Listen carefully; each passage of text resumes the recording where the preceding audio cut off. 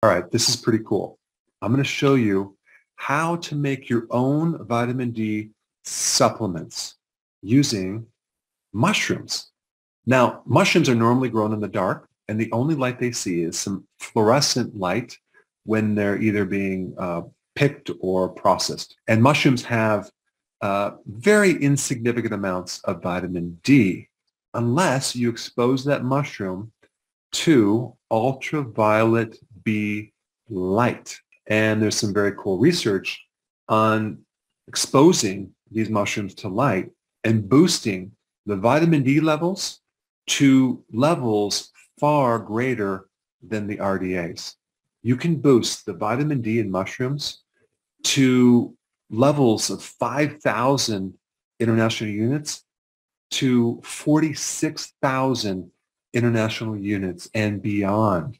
And so in this video, I'm going to show you exactly how to do it. You can use oyster mushrooms, shiitake, maitake, or button mushrooms. And there's other mushrooms you can use as well. And when they did the research and exposed mushrooms to light, they found that if you expose the gills, the little ridges underneath the cap, you get the maximum conversion to vitamin D. Now, because the button mushrooms don't have those little gills, we're going to cut them or slice them lengthwise to expose more surface area to create a similar effect. Now, I will say that the type of vitamin D mushrooms have is vitamin D2. And so it's a slightly different version of vitamin D, and it's not as bioavailable, and it has a shorter half-life. But that's okay because you're going to be boosting the levels of vitamin D at a really good range. So the amount of absorption you're going to get is going to be pretty good. I'm also going to recommend that you consume your mushrooms with some type of fat like butter, sauteing your mushrooms, simply because vitamin D absorption is increased when you add a fat, since vitamin D is a fat-soluble vitamin. But mushrooms have some pretty good nutrients. It has a really good range of B vitamins. It has selenium, zinc, copper. It has the vitamin C complex, and it has potassium and many other nutrients. And they're great on keto because they're low net carb. All right, so this is how you're going to do it. Number one, you're going to obtain mushrooms either from the store or finding them in the woods, or you're going to grow them yourself, like I did recently. But I recommend the shiitake, maitake, oyster, or the button mushroom. Now, in order to have this mushroom create this conversion and spike the vitamin D, you're going to need ultraviolet B light. And unfortunately, you're not going to see much of that in the winter, or you're living in certain latitudes in the north. So I'm going to recommend that you do this during the summer months, but you can also do it in the winter using a UV light.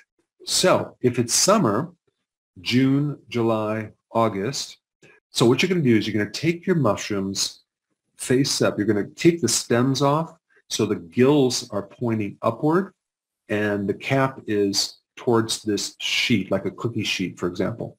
So you want to take the stems out because the stems don't really give you much vitamin D, but the gills do. So this is mainly for the shiitake, the maitake, or the oyster, because the button mushroom doesn't have the gills. If you're going to use the button mushroom, I would slice them lengthwise, okay?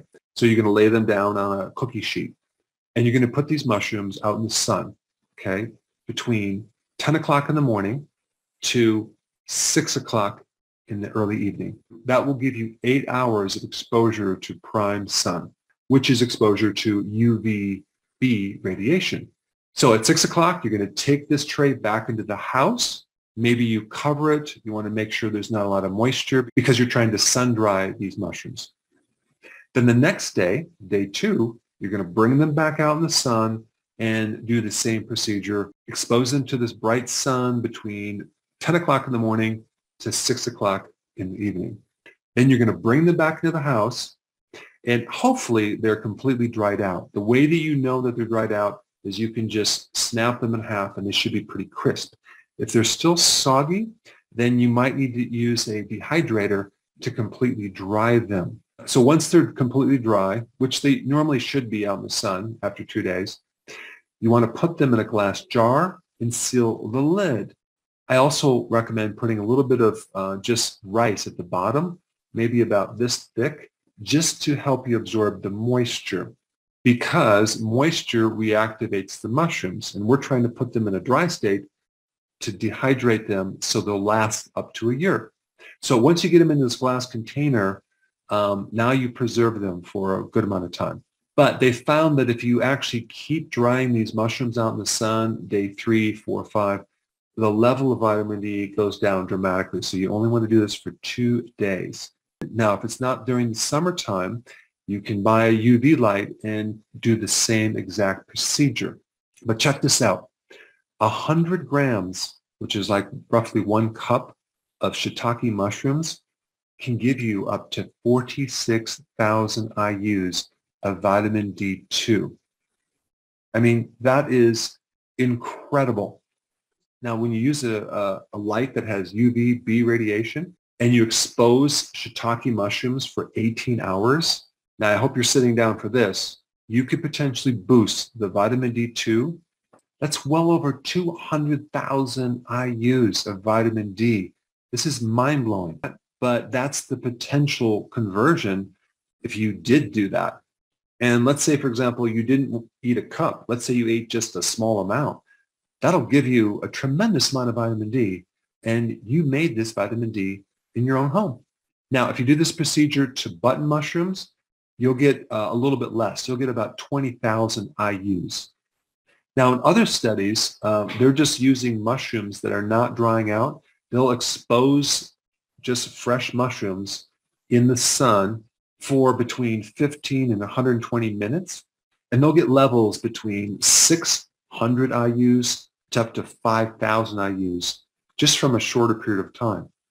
And this is without exposing the gills. It's just putting the mushrooms out in the sun.